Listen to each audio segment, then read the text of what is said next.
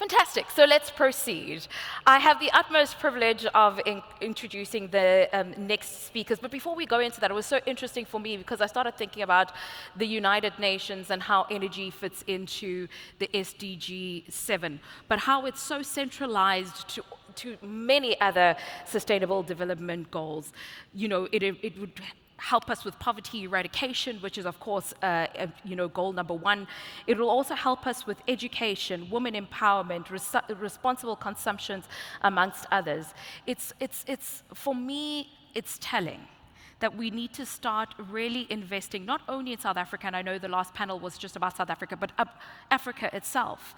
There's no longer time to sit there and wait for United Nations to be the ones that are implementing the goals. They're waiting for us to bring the solutions in order for them to reach the 100% of implementation when it comes to SDG goals. Now, coming next is a fireside chat. They will introduce the topic of the fireside chat. So please help me welcome to stage Tony Stenning, who's the Regional Managing Director of AGL. A round of applause, please, as Tony makes his way to stage.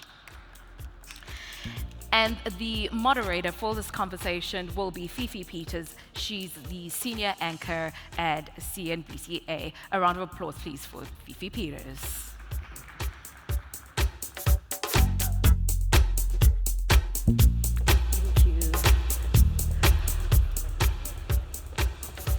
Thanks so much, Tammy. So, Tony, they gave us the shift before lunch. Yes. And I'm not too sure how I'm feeling about that because I can see that there's a few hungry individuals, rightly so. But I do feel that perhaps the individuals who are still in the room either had a good breakfast or are keenly interested in hearing what we're about to talk about. So I have the privilege of meeting quite a number of you on a few occasions at conferences and similar platforms such as this, and so I don't take for granted the fact that many of you know each other, and perhaps Tony doesn't even need an introduction just given the fact that he has been in the space for so long, but I'm meeting you for the first time, so let me not assume that everyone else is familiar with you.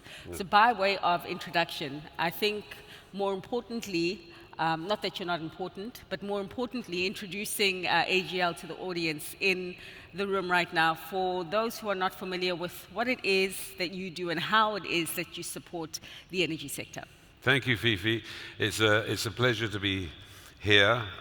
I'm sure not so many people know me, but let me just introduce myself and the company that I represent, which I've represented all my working career, which is AGL, Africa Global Logistics.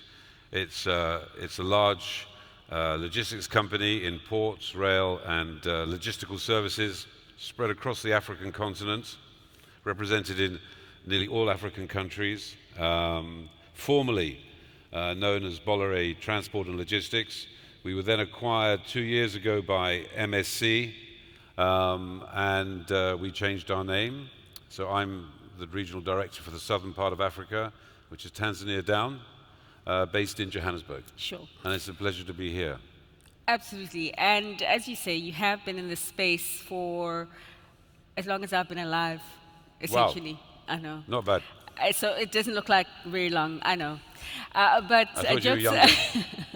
Jokes aside. So I think that we can agree that when you started in the industry, what you were moving in terms of energy as AGL is very different to what you are moving right now and what you perhaps will move in future, just given the fact that the industry right now is looking to transition and they're looking to ensure that they strike a right balance in this transition. Oil and gas, coal, we're hearing, is very much an important part of the mix right now. Perhaps is something that will be less important along the journey as we migrate more to the solars and the winds, as it were. But maybe speak broadly about AGL and how you are helping your partners within the space in their transition and balancing the act. Okay, so you're right. During the 40 years I've been in this industry with AGL, let's say, the oil and gas and the energy sector has changed completely. We, as an organization, have an important role within the energy, oil and gas sector, and will well represented in the key countries where this activity goes on. So the countries that I'm involved in, and I particularly know about, is Mozambique, Sure. where we were there from the beginning, actually, working with ENI and the other majors in that country in the development of the logistics base in the northern part of the country. We put our own barge for the supply vessels, and we were there till they discovered gas, and then the final production of the gas. Secondly, I've been very much involved in a large project, which is quite controversial, which is the ECOP project, which is the oil from Lake Albert through to Tanga in Tanzania. So we are now doing all the logistics for the pipe work and all the heating generators and everything that goes into this long pipe right across northern Tanzania. Namibia is a new country that I'm sort of involved in and responsible for, and we're at the beginning of what will be a massive business development there in terms of oil and probably gas as well, sure, with the discoveries they made. In addition, we have strong bases in Nigeria, Ivory Coast, and Senegal. So where there is oil and gas, we are there as a major player in the logistical part of the world, doing a wide range of different services for that industry. I imagine yourselves and others also who see a similar opportunity as yourselves in the market. I'm talking about competition broadly. So for some of the individuals in this room who are looking for a partner, why you? Yeah, when you say a partner, do you mean a partner in the shareholding in the entity? All right, very good question. Or are you going into the local content, or a partner? I wasn't even going that far, but we'll get to local content in just a short while. But a partner to help them in their journey, their transition journey of transitioning and as well operating just on a day-to-day. Yeah, I can answer that question. Firstly, in most of these countries, we have a long, long history. Sure. Okay, before there was oil and gas discovered. For example, in Mozambique, we've been there since 1930. So we have a long history and long tentacles in these various countries. So we understand the environment, we understand how to operate in these countries, and we can give advice in that regard. Right. Which, for a lot of the majors in oil and gas, these are completely new markets, and they need that advice, and they need that guidance. Then, where the shift has happened over the last 15 or 20 years is very much about, we cannot be just a multinational in there, do the work and go. So we have to have local content. On the staff, it's one side, but in terms of the shareholding and structure of the company, and in all these different entities we have within the energy sector, we have local participation. Okay. Proper local participation in shares and in the development of the business and in the whole way that we operate. So we are very much attuned to that, and you cannot avoid that in today's market. 100%. So you're essentially talking about shared value right now and inclusive growth. Yes. You make the establishment of the framework that AGL has put in place regarding local content sound easy. And the conversations that I have had with a number of players in the industry is that it's not that easy. Not that it's not necessary, but it's not that easy. There's a balance that a lot of individuals do cite as to pushing for local content and the creation of that shared value, and also doing it in a manner that doesn't detract from further investments in the sector. What's your experience in striking that balance, sir? You say local content can be difficult. It can be difficult if you don't have the right partner and the right framework in your head. Okay. Okay, so when we talk, whether it's oil and gas or it's ports, because we run many ports on the African continent, you have to deal with government and you have to deal with the local entity, the right partner in those countries. So the first thing is to find the right partner. A lot of these partners we've had and known for many, many years. Secondly, you can't be too greedy. Okay. You have to, it's not about taking everything, okay? Now, some of those partners might not be able to invest at the same speed from a monetary point of view that we can invest in. So we have to support them and grow them and help them with that investment. So there is, as long as you get the framework clear in the beginning, not too greedy. What's greedy? Define that. You want everything. Okay. So you what's have the to right share. share? You have to share. Okay. Okay. You can't just say that we want, to make X amount of millions. Okay, regardless. You have to share, And you have to understand the value that the local content brings you. And you have to operate within the government legislation that is constantly being revised to make sure that you operate well in that regard. Okay. And we do that. As an organization, we do that. You tick the boxes. Yes. Okay, really good to know. And I hope that you find that good to know as well. So let's talk broadly then about logistics, because speaking on the African continent, one of the major areas that are cited in terms of areas that are holding us back in doing a lot more is some of the infrastructure bottlenecks and gaps that do happen or transpire, specifically when you do talk about the logistical framework. It's probably nothing new in your world, but perhaps the question is there anything that the governments on a lot of these, or the governments of these countries on the continent can do to improve the logistical ease of doing business for players such as yourself? There's many things they can do. 5. Bureaucracy. The same 5. There's many things the government can do to make it easier, Sure. okay, to invest. If you just take, we start with customs, to bring something in, to take something out, okay? It would sound rather easy, but in many different countries, this process can be bureaucratic. There's financial implications, because have the goods come? Have they gone out? So within the customs framework, the financial framework about moving money in and out, depending on which country we are talking about, because in some countries they are obviously short of hard currency. Sure. That makes it difficult. Having the necessary legislation in place, clear rules in terms of how they want this business to be conducted. You have to have surety. When you start, you need to know where you are. If you're working in a continuous changing situation, this makes it very, very difficult. So I would say they can do a lot. And I think a lot of governments are trying to do a lot because they realize the importance of oil and gas for their country. Sure.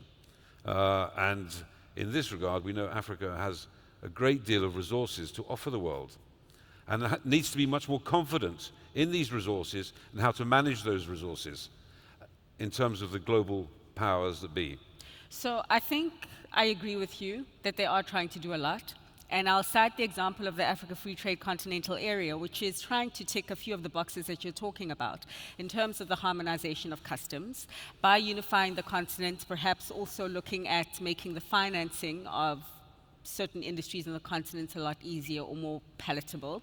And also by having this framework in place, hopefully ensuring the fact that it stays in place, that it doesn't change overnight. This is the point. Would you say, for instance, a tool like the AFCFTA is making things easier, or is there still a lot of work that needs to be done? Lots of work still needs to be done. Lots of work needs to be done. Sure. So, you know, it's talking and action. 100%. Okay, talking and action is, okay, in life generally. It's not just restricted to this industry or restricted to this continent. But I mean, basically, we're talking about, in oil and gas, a great deal of money. The majors are putting huge investments in, and therefore, it's not just about saying yes, yes, yes. The other one that we're very heavily involved in is the Total project in northern Mozambique. That has been stalled for 2 years. They spent billions acquiring that concession. Because of the political instability? Because of the political instability in northern Mozambique. The Cabo Delgado area? Exactly.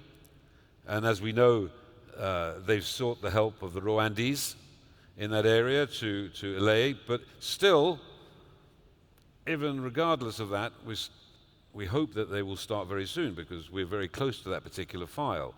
And we've done a lot of work with Total in this respect. But still, you have these issues going on where the country needs to get control of that quickly. Okay.